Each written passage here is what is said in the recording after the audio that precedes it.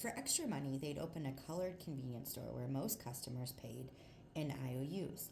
They also ran an old cinder block juke joint where Henrietta often danced on the red dirt floor. Everybody put coins in the jukebox and drank RC Cola, but the profits never amounted to much. So eventually, Fred took his last $3.25 and bought a bus ticket north for a new life. He, like several other cousins, went to work at Bethlehem Steel's Sparrows Point Steel Mill and live in Turner Station, a small community of black workers on a peninsula in the Patapsco River, about 20 miles from downtown Baltimore. In the late 1800s, when Sparrows Point first opened, Turner Station was mostly swamps, farmlands, and a few shanties connected with wooden boards for walkways. When demand for steel increased during World War I, streams of white workers moved into the nearby towns of Dundalk, and Bethlehem Steel's housing barracks for black workers quickly overflowed, pushing them into Turner Station. By the early years of World War II, Turner Station had a few paved roads, a doctor, a general store, and an iceman. But its residents were still fighting for water, sewage lines, and schools. Then, in December 1941, Japan bombed Pearl Harbor, and it was like Turner Station had won the lottery. The demand for steel skyrocketed, as did the need for workers. The government poured money into Turner Station, which began filling with 1- and 2-story housing projects, many of them pressed side by side and back to back, some with 400 to 500 units. Most were brick, others covered with asbestos shingles. Some had yards, some didn't.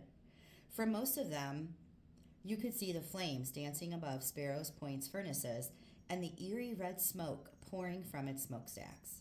Sparrow Point was rapidly becoming the largest steel plant in the world. It produced concrete enforced bars, barbed wire, nails, and steel for cars, refrigerators, and military ships. It would burn more than 6 million tons of coal each year to make up to 8 million tons of steel and employ more than 30,000 workers. Bethlehem Steel was a gold mine in a time flushed with poverty, especially for black families. From the South, word spread from Maryland to the farms of Virginia and the Carolinas as part of what would become known as the Great Migration. Black families flocked from the South to Turner Station, the Promised Land. The work was tough, especially for black men who got the jobs white men wouldn't touch. Like Fred, black workers usually started in the bowels of partially built tankers in the shipyard, collecting bolts, rivets, and nuts as they fell from the hands of men drilling and welding 30 or 40 feet up. Eventually, black workers moved up to the boiler room, where they shoveled coal into a blazing furnace. They spent their days breathing in toxic coal dust and asbestos, which they brought home to their wives and daughters, who inhaled it while shaking the men's clothes out for the wash.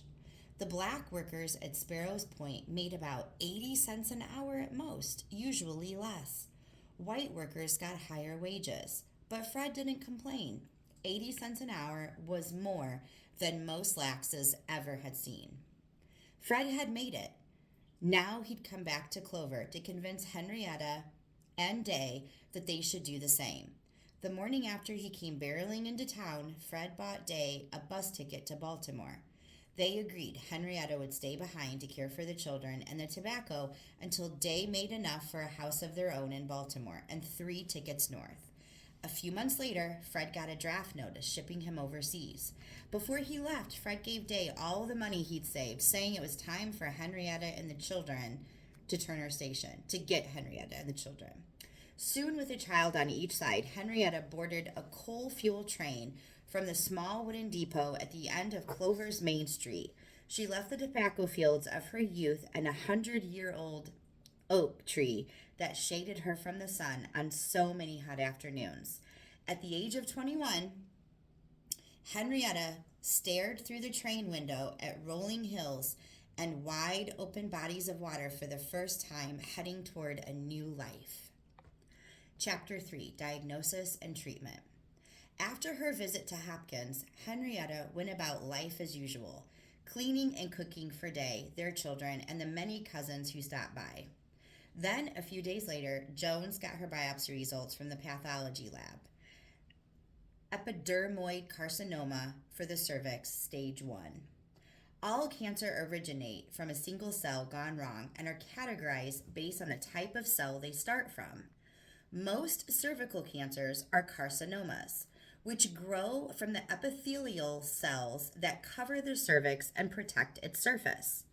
By chance, when Henrietta showed up at Hopkins complaining of abnormal bleeding, Jones and his boss, Richard Wesley Teland, were involved in a heated nationwide debate over what qualified as cervical cancer and how best to treat it.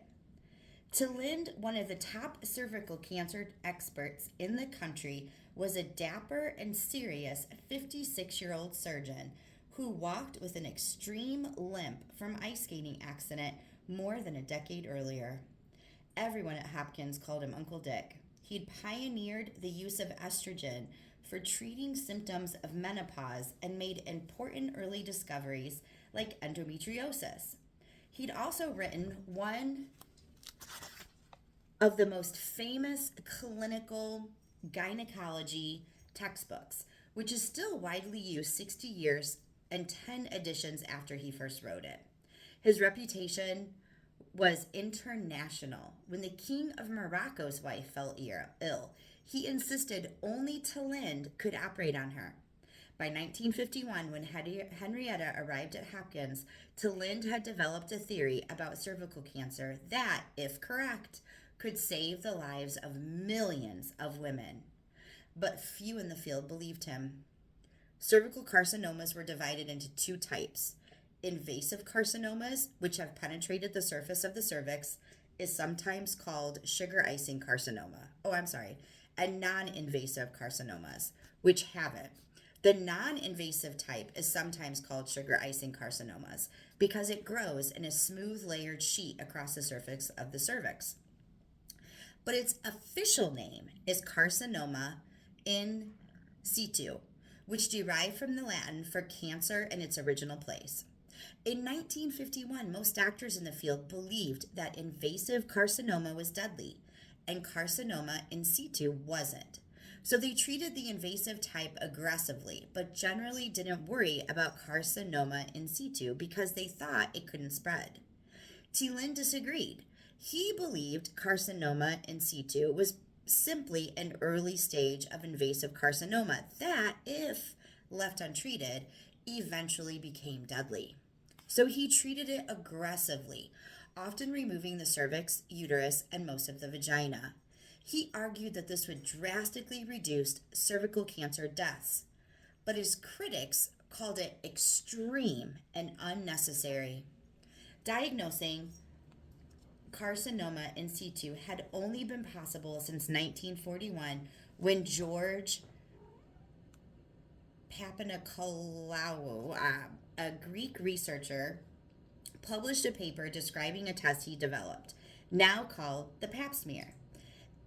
It included scraping cells from the cervix with a curved glass pipette and examining them under a microscope for precancerous changes that Teland and a few others had identified years earlier.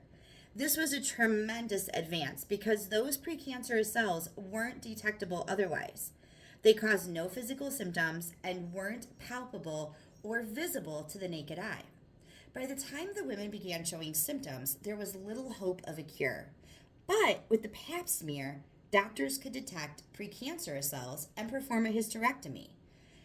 And cervical cancer would be almost entirely preventable. At that point, more than 15,000 women were dying each year from cervical cancer. The Pap smear had the potential to decrease that death rate by 70% or more. But there were two things standing in its way. First, many women, like Henrietta, simply didn't get the test. And second, even when they did, few doctors knew how to interpret the results accurately. because they didn't know what the various stages of cervical cancer looked like under a microscope. Some mistook cervical infections for cancer and removed a woman's entire reproductive tract, while all she needed was antibiotics.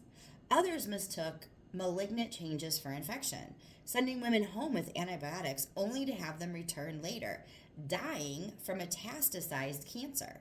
And even when doctors correctly diagnosed precancerous changes, they often didn't know how those changes should be treated. Tillin set out to minimize what he called unjustifiable hysterectomies by documenting what wasn't cervical cancer and by urging surgeons to verify smear results with biopsies before operating. He also hoped to prove that women with carcinoma in situ needed aggressive treatment so their cancer didn't become invasive. Not long before Henrietta's first exam, Thielen presented his argument about carcinoma in situ to a major meeting of pathologists in Washington, D.C., and the audience heckled him off the stage. So he went back to Hopkins and planned a study that would prove them wrong. He and his staff would review all medical records and biopsies from patients who had been diagnosed with invasive cervical cancer at Hopkins in the past decade to see how many initially had carcinoma in situ. Like many doctors of his era, Thielen often used patients from the public wards for research, usually without their knowledge. Many scientists believe that since patients were treated for free in the public wards, it was fair to use them as research subjects as a form of payment. And as Howard Jones once wrote, Hopkins, with its large indigent black population, had no dearth of clinical material. In this particular study, the largest ever done on the relationship between the two cervical cancers, Jones and Thielen found that 62% of women with invasive cancer who'd had earlier biopsies first had carcinoma in situ. In addition to their study, Thielen thought if he could find a way to grow living samples from normal cervical tissue and both types of cancerous tissue, something never done before, he could compare all three. If he could prove that carcinoma in situ and invasive carcinoma looked and behaved similarly in the laboratory, he could end the debate, showing that he'd been right all along. And doctors who ignored him were killing their patients. So he called George Guy, pronounced Guy, head of tissue culture research at Hopkins. Guy and his wife, Margaret, had spent the last 3 decades working to grow malignant cells outside the body, hoping to use them to find cancer's cause and cure. But most cells died quickly, and the few that survived hardly grew at all. The Guys were determined to grow the first immortal human cells, a continuously dividing line of cells, all descended from one original sample, cells that would constantly replenish themselves and never die. 8 years earlier, in 1943, a group of researchers at the National Institutes of Health had proven such a thing was possible using mouse cells. The Guys wanted to grow the human equivalent. They didn't care what kind of tissue they used, as long as it came from a person.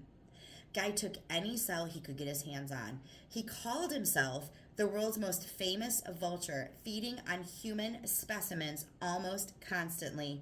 So when Thielen offered him a supply of cervical cancer tissue in exchange for trying to grow some cells, Guy didn't hesitate. And Thielen began collecting samples from any woman who happened to walk into Hopkins with cervical cancer, including Henrietta. On February 5th, 1951, after Jones got Henrietta's biopsy report back from the lab, he called and told her it was malignant.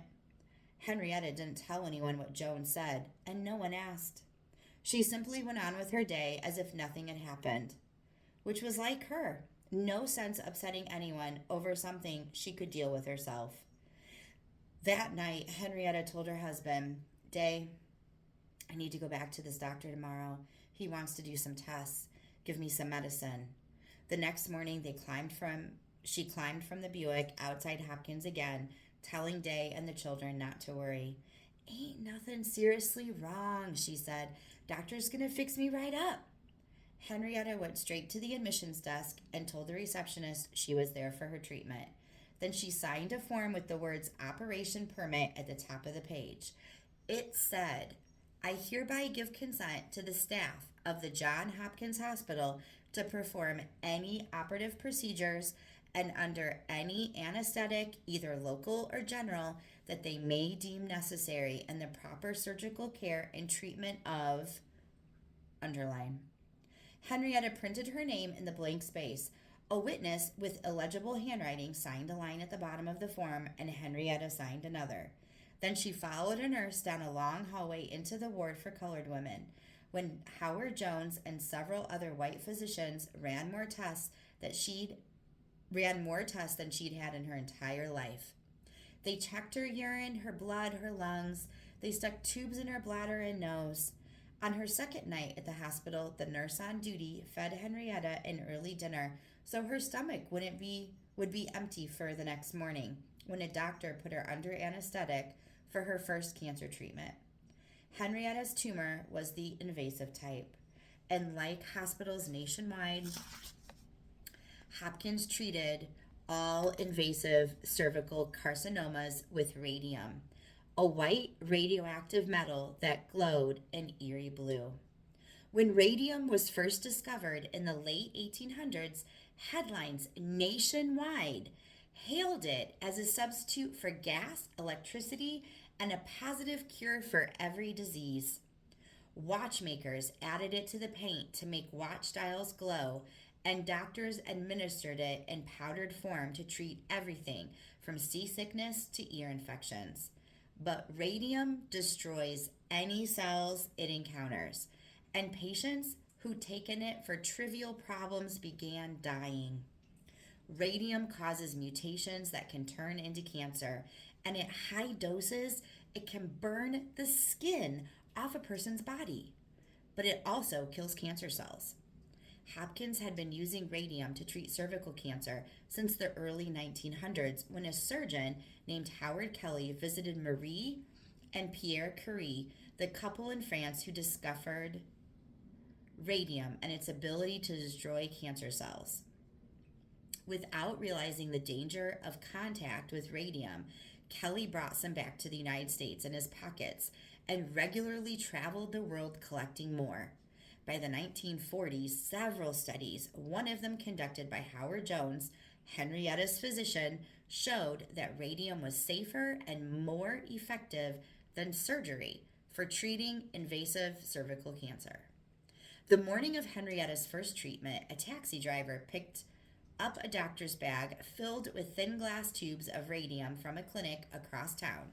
The tubes were stuck into individual slots inside small canvas pouches, hand-sewn by a local Baltimore woman.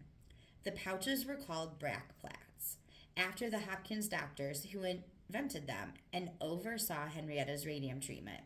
He would later die of cancer, most likely caused by his regular exposure to radium, as would a resident who traveled with Kelly and also transported radium in his pockets. One nurse placed the brackplats on a stainless steel tray. Another wheeled Henrietta into a small colored-only operating room on the second floor with stainless steel tables, huge glaring lights, and an all-white medical staff dressed in white gowns, hats, masks, and gloves. With Henrietta unconscious on the operating table in the center of the room, her feet in stirrups, the surgeon on duty, Dr. Lawrence